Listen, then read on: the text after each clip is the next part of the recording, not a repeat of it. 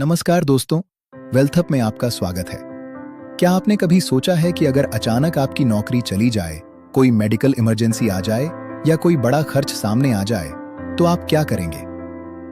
ऐसी परिस्थितियों में बहुत से लोग कर्ज लेने पर मजबूर हो जाते हैं, लेकिन जो लोग पहले से तैयार रहते हैं, वे इन मुश्किलों का सामना आसानी से कर लेते हैं। इसी तैयारी का नाम है इमरजेंसी फंड। इमरजेंसी फंड वह पैसा होता है जिसे आप केवल आपातकालीन परिस्थितियों के लिए बचाकर रखते हैं। यह पैसा आपके निवेश से अलग होना चाहिए और आसानी से उपलब्ध होना चाहिए। इसका उद्देश्य आपको आर्थिक सुरक्षा प्रदान करना है।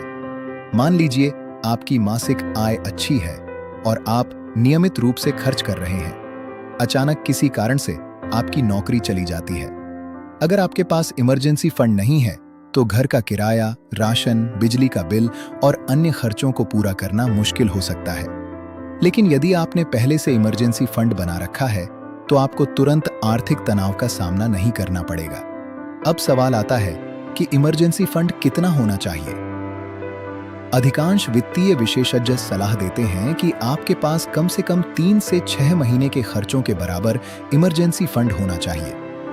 उदाहरण के लिए, यदि आपके मासिक खर्च 20,000 रुपए हैं, तो आपका इमरजेंसी फंड कम से कम 60,000 से 1,20,000 रुपए तक होना चाहिए।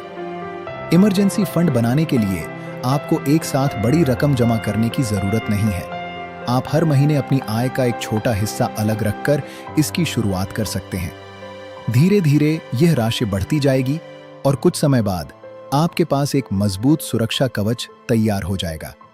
एक महत्वपूर्ण बात यह है कि इमरजेंसी फंड को शेयर बाजार या अधिक जोखिम वाले निवेश में नहीं रखना चाहिए। इसे सेविंग अकाउंट या ऐसी जगह रखें जहां जरूरत पड़ने पर तुरंत निकाला जा सके।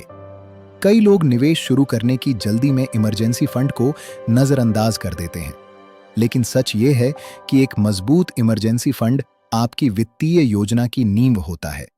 यह आपको मुश्किल समय में कर्ज लेने से बचाता है और मानसिक शांति भी देता है। इसलिए यदि आपने अभी तक इमरजेंसी फंड बनाना शुरू नहीं किया है, तो आज ही शुरुआत करें। छोटी छोटी बचत भी भविष्य में बड़ा सहारा बन सकती है। अगर आपको यह जानकारी उपयोगी लगी हो, तो वीडियो को लाइक करें, अपने दोस्तों के साथ शेयर करें और ऐसे ही फाइनेंस और मनी मैनेजमेंट से जुड़ी जानकारी के लिए वेल्थअप को सब्सक्राइब करना ना भूलें।